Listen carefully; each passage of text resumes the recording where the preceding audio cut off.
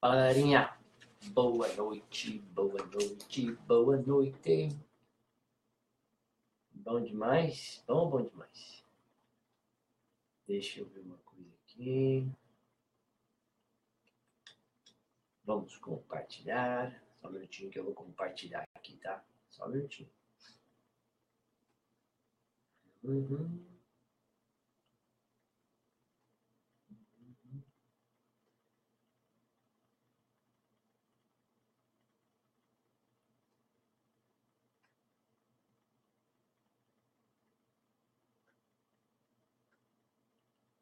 Uhum. Ok.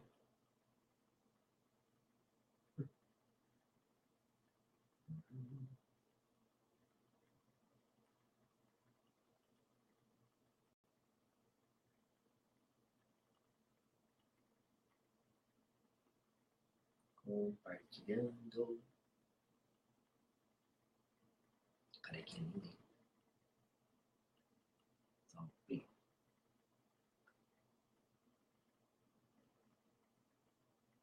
Uhum.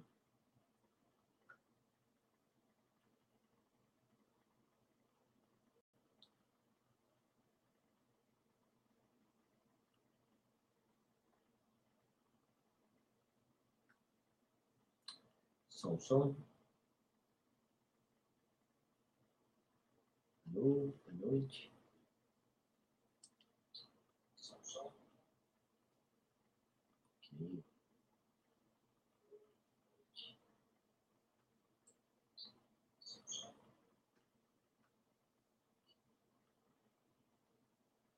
Ok.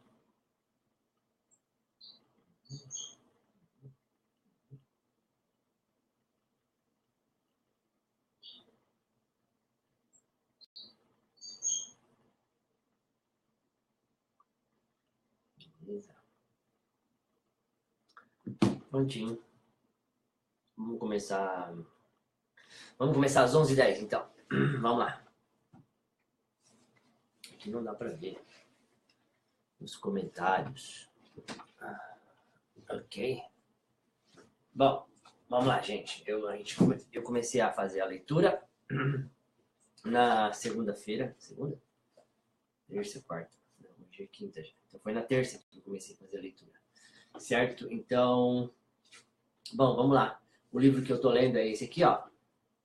Os 7 Hábitos das Pessoas Altamente Eficazes. Tá, vou começar a ler às 11h10 em ponto, tá? Desculpa pelo atraso de hoje.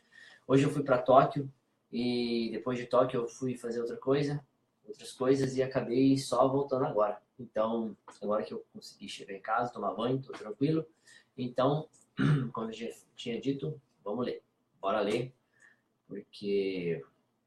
Bom, se você quiser saber o motivo que eu tô lendo esse livro aqui e por que eu tô fazendo esses vídeos, então vai lá no primeiro vídeo lá e assiste ele. E aí você vai ficar sabendo. Não vou ficar falando toda vez em todo vídeo não, porque vai levar tempo, tá bom? Então vamos lá. Nós falamos no capítulo 1, nós estamos no ver e ser. É claro que nem todas as mudanças de paradigmas são instantâneas.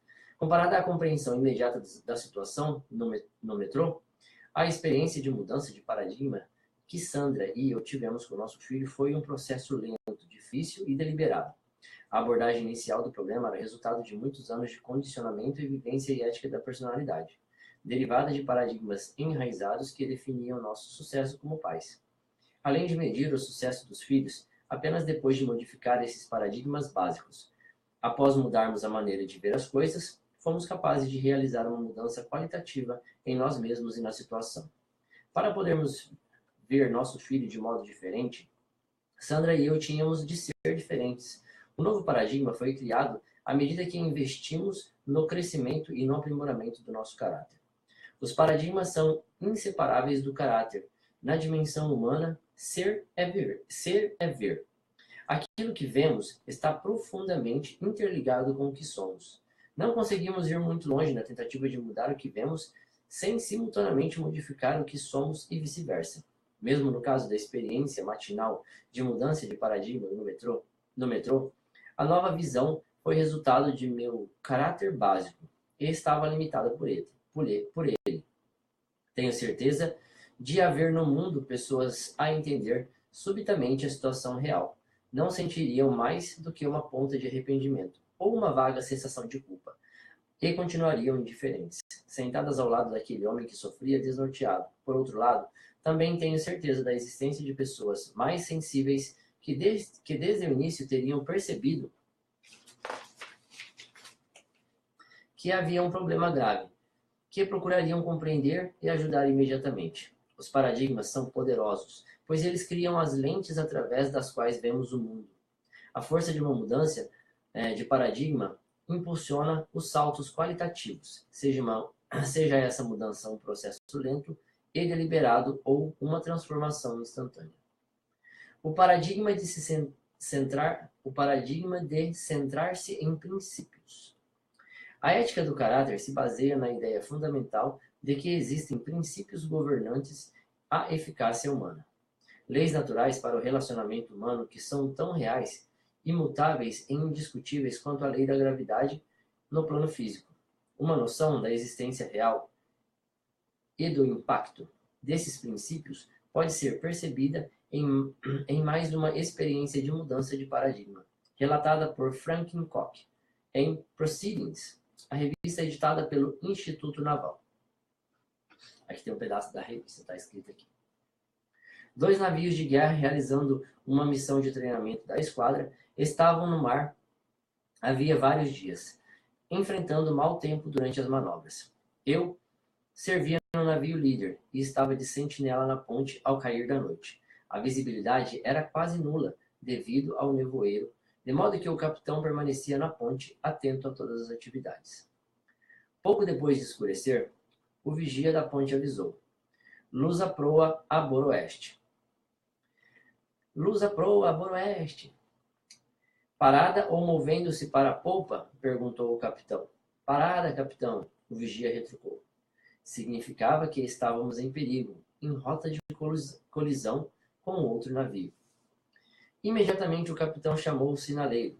Avise aquele navio que estamos em rota de colisão. Altere o curso em 20 graus. É melhor vocês alterarem o curso em 20 graus. A resposta veio logo. Envie a mensagem. Aqui é o capitão. Mude a rota em 20 graus. Em 20 graus. O capitão retrucou. Aqui é o marinheiro de segunda classe, foi a resposta. É melhor vocês alterarem o curso em 20 graus. Envie a mensagem. Este é um navio de guerra. Mude o curso em 20 graus. O capitão, àquela altura, já furioso, disse, rangendo os dentes.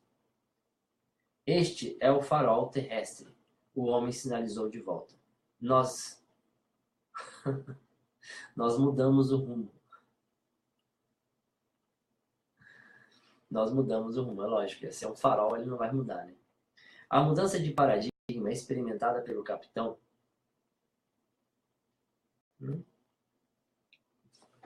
Clica no adesivo aqui. Deixa eu ver. Aqui, tá. Voltou. A mudança de paradigma experimentada pelo capitão e por nós, ao lermos este relato, coloca a situação em um contexto totalmente diferente. Podemos ver a realidade que é maior do que sua preocupação limitada. Uma realidade tão difícil para nós compreendermos em nossa vida cotidiana quanto para o capitão no meio do nevoeiro. Os princípios são como os faróis, constituem leis naturais que não podem ser rompidas. O diretor de cinema Cecil B. DeMille comentou os princípios expostos em seu filme monumental, Os 10 Mandamentos. É possível para nós quebrar a lei. No máximo, quebramos a nós mesmos contra a lei. É impossível para nós quebrar a lei. No máximo, quebramos a nós mesmos contra a lei. Embora os indivíduos possam examinar suas próprias vidas e relacionamentos em termos de paradigmas ou de mapas resultantes de suas experiências e condicionamento, esses mapas não são o território, são apenas a realidade subjetiva, ou seja, somente uma tentativa de descrição de território. A realidade objetiva ou o território em si é composta por princípios, o farol, que governam o processo e a felicidade dos seres humanos. Leis naturais que se entrelaçam, formando um tecido social de todas as comunidades civilizadas da história, abrangendo as raízes de cada uma das instituições e famílias que sobreviveram e prosperaram. O grau de exatidão com que nossos mapas mentais descrevem o território não altera sua existência. A validade desses princípios vem à tona de tempos em tempos, e o grau de harmonia e respeito que os membros da sociedade demonstram por eles leva a sociedade para uma estabilidade e a sobrevivência, ou então para a desintegração e destruição. Os princípios a que me refiro não são ideais, esotéricas, misteriosas ou religiosas. Não existe um único princípio mencionado neste livro que seja exclusivo para fé ou religião. O que foi, Xixé? Xixé, não pisa no teclado, meu filho. Você não pode escrever. Desculpa, gente, meu gatinho que quer escrever alguma coisa.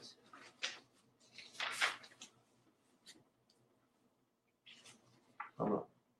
Fé ou religião específica que inclui a minha. O que inclui a minha. Esses princípios estão presentes em todas as religiões importantes e duradouras, bem como nos sistemas éticos e filosofias sociais importantes. Eles são evidentes em si mesmos e podem ser facilmente adotados por qualquer indivíduo. É quase como se esses princípios ou leis naturais fizessem parte da condição humana, parte da consciência humana, parte do conhecimento humano.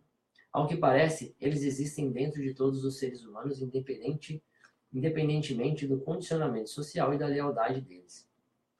A lealdade a eles, apesar deles poderem ser obscurecidos por esses condicionamentos e pelo abandono.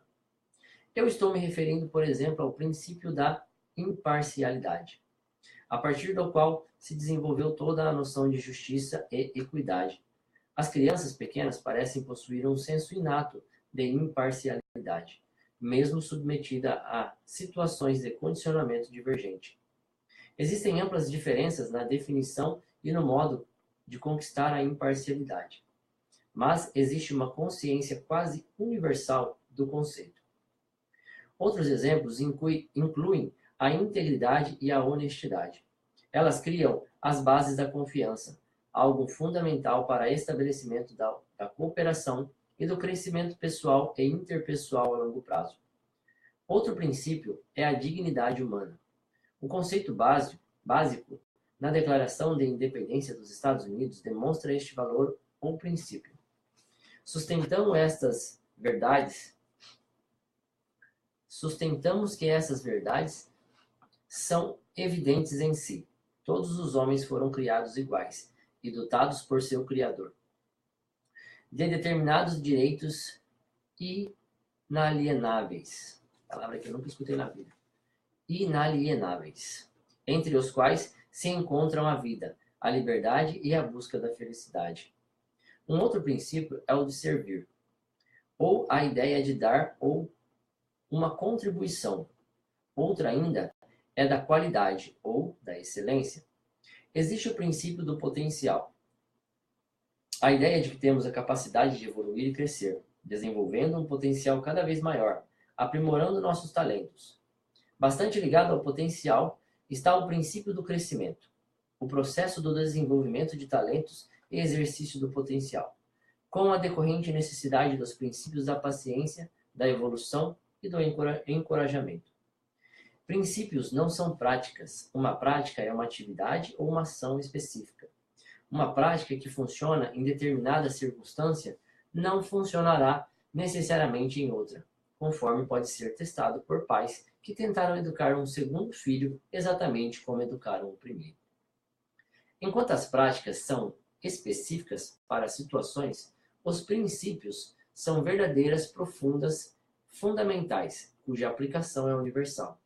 Elas servem para indivíduos, casamentos, famílias, organizações públicas e privadas de todos os tipos. Quando estas verdades são interiorizadas como hábitos, elas conferem às pessoas a força para criar uma vasta gama de práticas capazes de lidar com as situações mais diversas. Os princípios não são valores. Uma quadrilha pode compartilhar alguns valores, mas eles estão violando um dos princípios fundamentais que citamos. Os princípios são o território, os valores são os mapas. Quando valorizamos os princípios corretos, temos a verdade, o conhecimento das coisas como elas são. Os princípios são guias para a conduta humana, cujo valor permanente foi comprovado.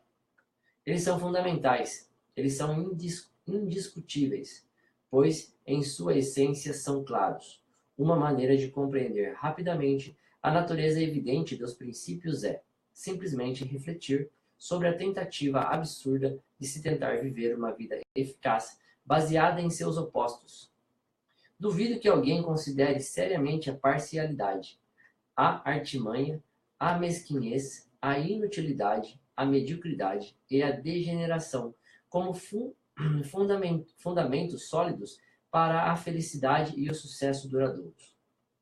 Apesar das pessoas poderem discutir sobre a maneira como estes princípios devam ser definidos, divulgados ou atingidos, parece haver uma consciência inata de que eles existem.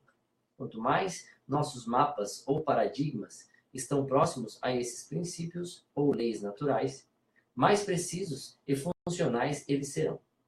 Mapas corretos causarão um impacto imenso em nossa eficácia, pessoal e interpessoal, muito mais do que qualquer esforço despendido na mudança de atitudes ou comportamentos. Princípios de crescimento e mudança. O brilho e o apelo mais popular da ética da personalidade encontram-se na crença de que existe um caminho rápido e fácil para obter a qualidade de vida, eficácia em nível pessoal e relacionamentos satisfatórios e profundos com outras pessoas, sem passar pelo processo natural do esforço e amadurecimento que se torna possível.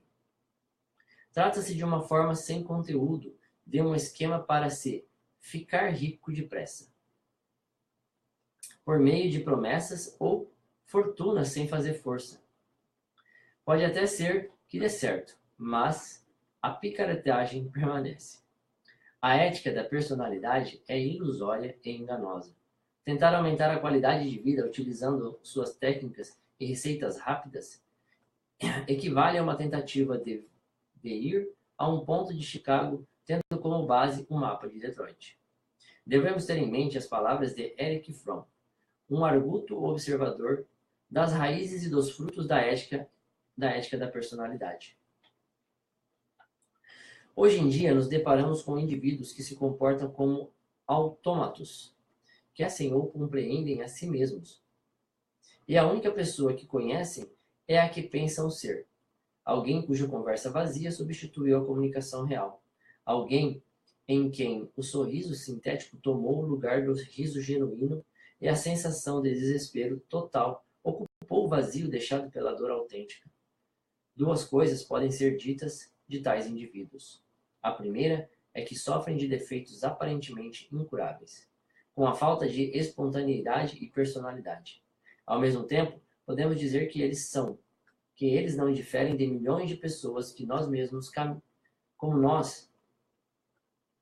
milhões de pessoas que, como nós, caminham pela face da Terra. Durante toda a vida, passamos por estágios sequenciais de crescimento e desenvolvimento. Uma criança aprende a virar, sentar, engatear e depois andar e correr. Cada fase é importante e cada uma delas leva tempo. Nenhuma parte do processo pode ser pulada.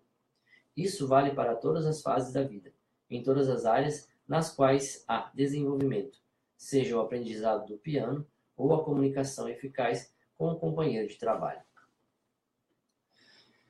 E vale para indivíduos, casamentos, famílias inteiras e organizações. Reconhecemos e aceitamos a existência do fato ou princípio do processo, quando se trata de elementos físicos, materiais, mas compreender isso em áreas emocionais como as relações humanas ou áreas de caráter pessoal é mais difícil e raro. E mesmo que as pessoas entendam isso, aceitar este princípio e viver em harmonia com ele é ainda mais difícil e raro. Consequentemente, de vez em quando buscamos um atalho, sonhando em saltar algumas dessas fases vitais, de modo a economizar tempo e esforço para atingir o resultado pretendido. Mas o que acontece quando tentamos encontrar um atalho para um processo natural em nosso crescimento e desenvolvimento? Se alguém é um jogador de tênis apenas mediano e resolve jogar com adversários muito superiores, de forma a causar uma boa impressão, o que acontece? Será que o pensamento positivo sozinho torna possível enfrentar um profissional com bons resultados? Se você convencer seus amigos de que dar um concerto de piano, apesar de seu nível real no momento ser apenas o de um principiante, as respostas são óbvias. É simplesmente impossível violar ou ignorar ou cortar caminho desse processo de desenvolvimento. Contraria a natureza, e as tentativas de reduzir o caminho só resultam em desapontamento e frustração. Em uma escala de 1 a 10, se estou na posição 2, em qualquer atividade e desejo atingir o nível 5, preciso primeiro dar um passo em direção ao nível 3. Uma jornada de 1000 quilômetros começa pelo primeiro passo, diz um ditado, e só pode ser feita na base de um passo de cada vez. Se você não permite ao mestre saber em que estágio está, fazendo uma pergunta ou revelando sua ignorância, jamais vai aprender ou amadurecer. Ninguém consegue fingir por muito tempo, pois será descoberto algum dia. Admitir que não sabe é, com frequência, o primeiro passo em nossa educação. Thoreau nos ensinou. Como podemos lembrar da nossa ignorância? Como podemos lembrar de nossa ignorância uma exigência para o amadurecimento? Se estamos usando nossos conhecimentos durante o tempo todo. É verdade. Eu me recordo de uma ocasião em que duas moças, filhas de um amigo meu, vieram a mim em prantos, reclamando da rigidez e da falta de compreensão do pai delas. Elas temiam falar.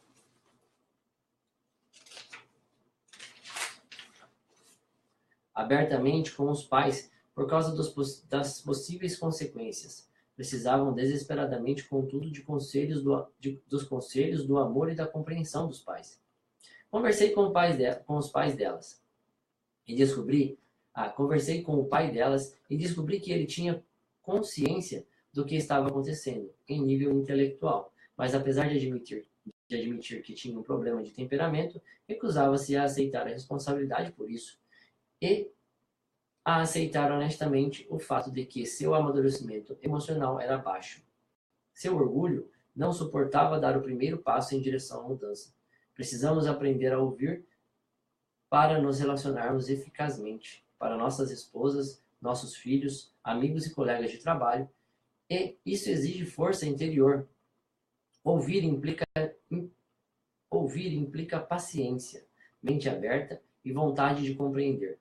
Qualidades supremas do caráter. É muito mais fácil agir de um modo grosseiro e ficar dando conselhos de alto nível. Nosso nível de desenvolvimento é bem óbvio quando se trata de tênis e piano, pois é impossível fingir, mas as coisas não são tão evidentes quando se trata do caráter e do amadurecimento emocional.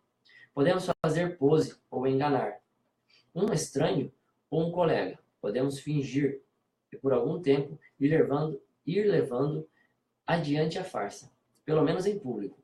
Podemos até enganar a nós mesmos. Contudo, creio que a maioria de nós sabe a verdade, no que se refere ao que somos lá no fundo. E acredito que a maioria das pessoas com quem vivemos e trabalhamos também sabe esta verdade. Tenho visto as consequências das tentativas de encurtar esse processo natural com frequência. No mundo dos negócios, onde executivos buscam adquirir uma nova cultura com produtividade maior, qualidade, moral alta e satisfação dos clientes por meio de discursos convincentes, sorrisos forçados e intervenções externas. ou então através de fusões, aquisições e jogadas amigáveis, ou não para assumir o controle de outras empresas. Mas eles ignoram o clima de desconfiança produzido por tais manipulações. Quando estes métodos dão errado, eles procuram outras técnicas da ética da personalidade que funcionem, ignorando e violando durante todo o tempo os princípios e processos naturais em que uma cultura confiável se baseia. Recordo que eu mesmo violei este princípio como pai há muitos anos.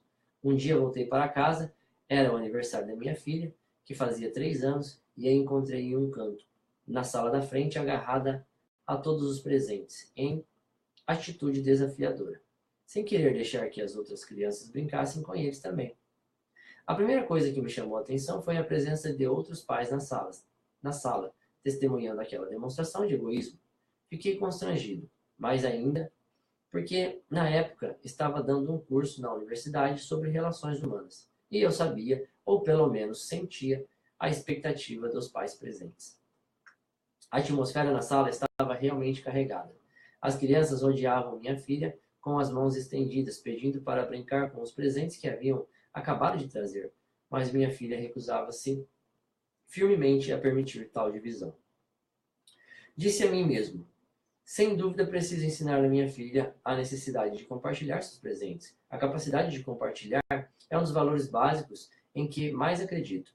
Comecei, portanto, com um pedido bem direto. Querida, será que você poderia deixar seus amiguinhos pegarem um pouco dos brinquedos? Um pouco os brinquedos que eles trouxeram para você? Não, ela retrucou, lacônica. Minha segunda tentativa incluiu uma argumentação mais sofisticada. Querida, se você aprender a compartilhar os seus brinquedos com eles quando estamos em nossa casa, eles compartilharão os brinquedos deles quando você for visitá-los. Não, mais uma vez ela respondeu. Fiquei mais embaraçado ainda, pois estava claro que não conseguia influenciá-la nem um pouquinho. O terceiro método foi o do suborno. Com muito cuidado, eu falei: querida, se você deixar que eles brinquem também, eu tenho uma surpresa especial para você. Um chiclete. Não quero chiclete, ela explodiu. Eu estava ficando exasperado. Na quarta tentativa, apelei para a ameaça e para o medo. Se você não deixar os outros brincar, vai ver só.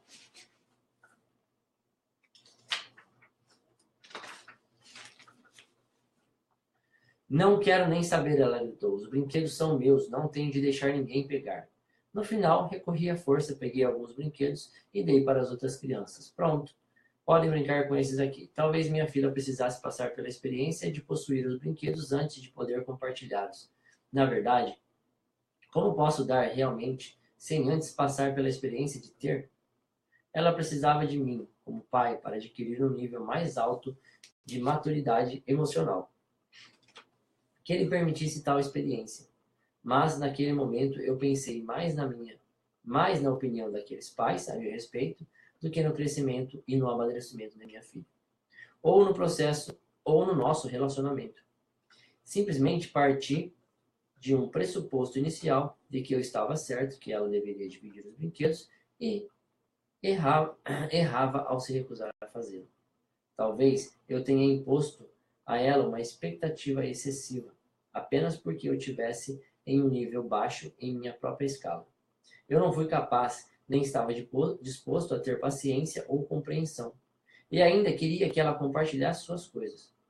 Em uma tentativa de compensar minha deficiência, usei a força de minha posição e a autoridade para obrigá-la a fazer o que eu queria que fizesse. Mas a força derivada da posição é uma fraqueza. Ela diminui o potencial de quem a usa, pois reafirma a dependência de fatores externos para conseguir resultados e diminui o potencial da pessoa obrigada a aquecer, brecando o desenvolvimento da capacidade de pensar por conta própria, de crescer e de aprimorar a disciplina interna. E, finalmente, enfraquece o relacionamento. O medo substitui a cooperação, e as duas pessoas envolvidas passam a ser mais arbitrárias e defensivas. O que acontece quando a fonte que fornece a força, seja ela o tamanho maior, a força física, a posição, a autoridade, os títulos, os símbolos de status, a sua aparência ou as suas conquistas passadas se, se modifica ou desaparece? Se eu fosse mais maduro, teria confiado em minha força interior, minha compreensão do que é compartilhar e amadurecer, e minha capacidade de amar e ajudar, e teria permitido que minha filha fizesse a escolha livre, compartilhando ou não seus brinquedos. Talvez eu tivesse conseguido, depois de tentar convencê-la, desviar a atenção das crianças para uma brincadeira interessante, desviar a pressão emocional concentrada na menina. Aprendi que as crianças, após adquirirem um sentimento real de propriedade, passam a compartilhar suas coisas de forma livre, natural e espontânea. Minha experiência demonstra que há momentos em que se deve ensinar e momentos em que não se deve ensinar nada. Quando os relacionamentos estão tensos e o ar carregado de emoções, uma tentativa de ensinar com frequência é vista como uma forma de julgamento e rejeição. Por outro lado, uma aproximação tranquila, longe dos outros, ou em um momento bom do relacionamento com a criança, para a discussão aberta dos ensinamentos e valores, parece causar um impacto muito maior. Aparentemente, a maturidade emocional para agir assim estava além do nível da paciência e do controle interno que eu dispunha naquele momento. É possível que o sentido de posse venha necessariamente antes da capacidade de compartilhar. Muitas pessoas dão mecanicamente ou se recusam a dar e compartilhar em seus casamentos e famílias. Elas podem não ter experimentado nunca a sensação de ser donas de si mesmas, vivendo desprovidas de noção de identidade e valor como pessoas. Ajudar os filhos a crescer de verdade implica ter paciência suficiente para lhes permitir o sentido de posse, bem como sabedoria suficiente para mostrar a importância de compartilhar a partir do nosso próprio exemplo. O próximo subtítulo é: o problema é o modo como vemos o problema. Hoje nós lemos mais 10 páginas. 10 páginas. Tá ótimo. Se a gente ler 10 páginas por dia, significa que em 10 dias a gente vai ler 100 páginas. Em 30 dias nós vamos ler 300 páginas. E esse livro aqui tem 440 páginas, ou seja, em 11, 12 dias a gente acaba de ler tudo. 11, 12 dias não, um mês, né? Um mês e 40 dias, isso, 42 dias a gente acaba de ler tudo. Então, galera, muito obrigado, vou ficando por aqui. O livro que eu tô lendo é esse, para quem chegou agora, tá? Os 7 Hábitos das Pessoas Altamente Eficazes, tá bom? Se quiser saber por que eu tô lendo, volta lá no primeiro vídeo, assiste o primeiro vídeo, tá? Que foi colocado essa semana. E aí você vai descobrir por que eu tô fazendo isso aqui todos os dias. E aí, se você gostou, curte, compartilha e manda um abraço aqui pro meu gatão. Cadê o gatão? Dá pra ver o gatão, gente? Não dá pra ver o gatão? Olha aqui o gatão. O gatão fica sentado no meu colo enquanto eu leio. Acho que ele gosta de ouvir. Acho que ele gosta de ouvir uma leitura. Né, Chester? Aqui é meu gato. Então, volto com vocês amanhã para ler mais um pouquinho e dividir com vocês um pouquinho mais desse livro fantástico aqui que eu estou relendo e compartilhando. Falou, galera? Se gostou do vídeo, curte, compartilha. E se você tem algum amigo aí que de repente gosta de ler, mas não tem tempo, ou diz que um dia eu vou ter tempo para ler, então fala pro cara: olha, escuta esse cara aqui, ele vai ler um pedacinho de um livro todos os dias e você pode colocar o fone de ouvido e de repente trabalhar, de repente fazer alguma coisa que você está fazendo no dia a dia, fazer uma comida. Vão ser meia hora por dia, então meia hora de um bom livro todos os dias pode mudar a vida de vocês do mesmo jeito que mudou a minha vida, beleza? Então eu vou ficando por aqui. Boa noite, tô morrendo de sono já. Boa noite e até mais. Até amanhã.